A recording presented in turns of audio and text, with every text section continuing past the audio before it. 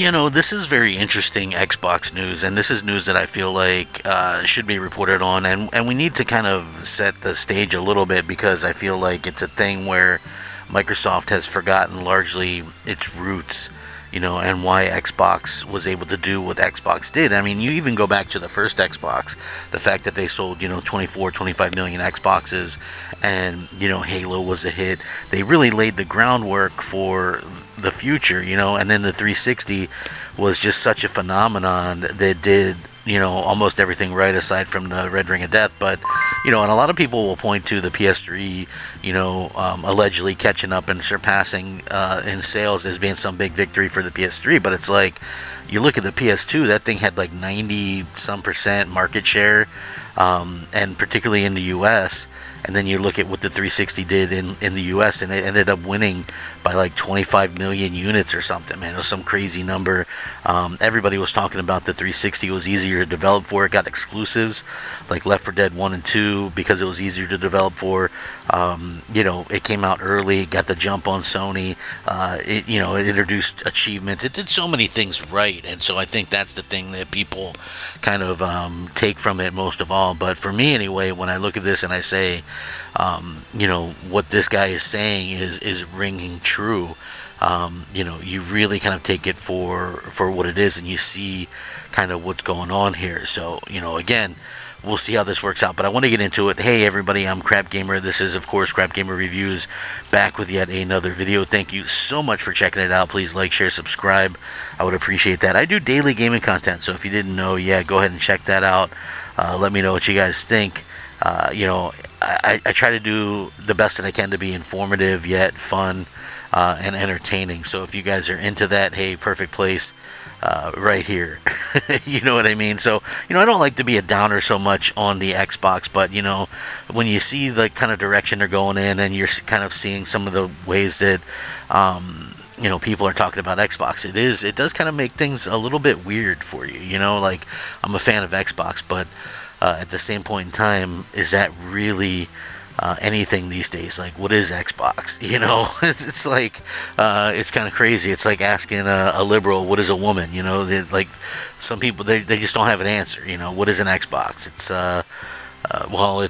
to some people, it's a publishing branch or whatever. To me, Xbox is a console. It's, it's an easy type of thing to kind of go out there and say, hey, this is what an Xbox is. And recently, Peter Moore, who used to be like ahead of Xbox, was talking about Microsoft and was saying that they would like not to make hardware, which is a frightening thought. So he says he believes Microsoft wouldn't make consoles if they had a choice. In the last few months, the concept of everything being an Xbox has skyrocketed following the market campaign from Xbox to stress just that notion. Many have questioned the company's future in the hardware market, and it's no big secret that Team Green has fallen behind PlayStation in recent years, pretty much by an insurmountable amount, and the goal to make Xbox an ecosystem without technical borders is front and center. One former executive, one of the most eccentric by some accounts, has gone on record suggesting that Microsoft wouldn't make consoles if the tech titan had the choice. In an ideal world, Microsoft will drop hardware and focus on delivering games to all kinds of devices, which is exactly, if you think about it, what they're doing, right? This whole everything is an Xbox, that's them trying to really get away from the hardware side of things. So, they call it the classic Netflix model. You can pick up an Xbox controller and play games right now without owning an Xbox console. That's possible through Game Pass apps, cloud situations, VR headsets, you name it. You no longer need to have an Xbox console in your home to be an Xbox fan. That's what Peter Moore, one of the most prolific former Xbox executives, said during a recent podcast appearance. He appeared on the show to discuss console wars, and Microsoft and their strategy and the status in the console space.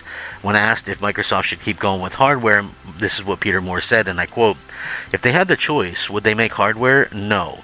Would they be delighted if they could be a multi-$100 billion entity delivering content directly to your television or whatever monitor you choose to play on? You bet. It's the classic Netflix model. No latency, no lag, you're in, and there doesn't need to be a box between you and your controller and the TV set." But again, he goes on to kind of a little bit reiterate basically why they're going to have to continue to do this a little bit anyway. He says, still, consoles are, as we've seen particularly with Nintendo, people love their hardware. In many ways, Microsoft is already leaning towards this future, but recently rumors surfaced suggesting that developers are already crafting games for next-generation Xbox platform.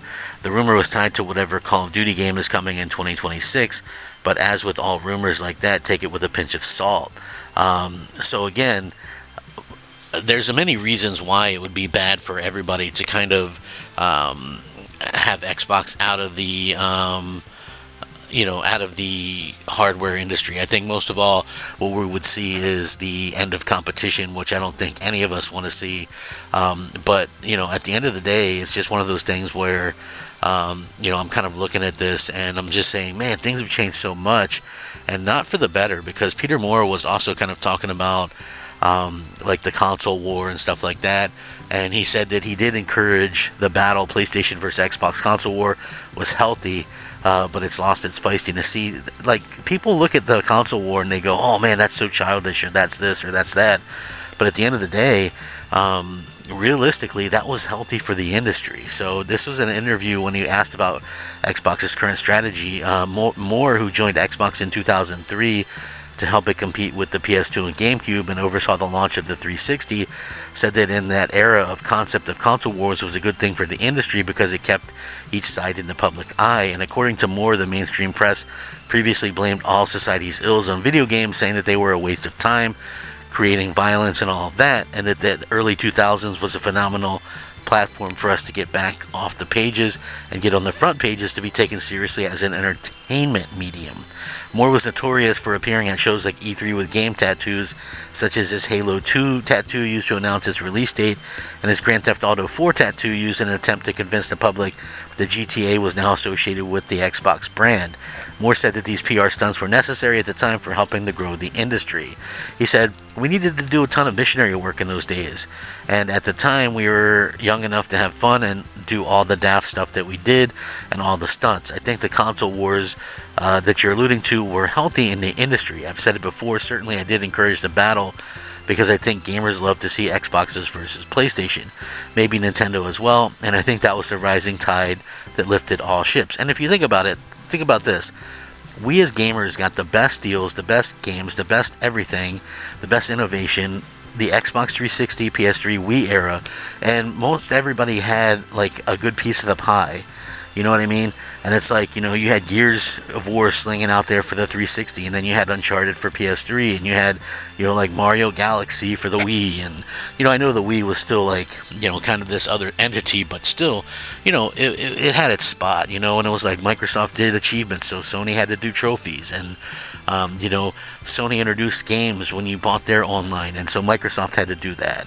And, we got Netflix, and we got apps on our consoles, and we got, Party Chat, and we got, all this really cool stuff. We got the Xbox Live Arcade, which, like, revolutionized everything, it really did.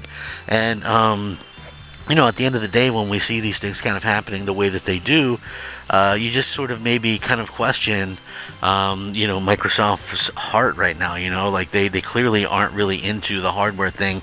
And there was this clip of, I know you guys know Jez Gordon, I'm like, good guy, works at Windows Central or whatever, but the interesting part about that is that, he was talking about how if he's being cynical a little bit, he doesn't even believe that Microsoft will do more hardware. He says that, things can change and, anything can happen and things like that, which, obviously, things can change and things, but you maybe hope that they wouldn't change that much. But yeah, there's no guarantee. Just because Microsoft said that they want to do another Xbox or whatever doesn't necessarily mean there will.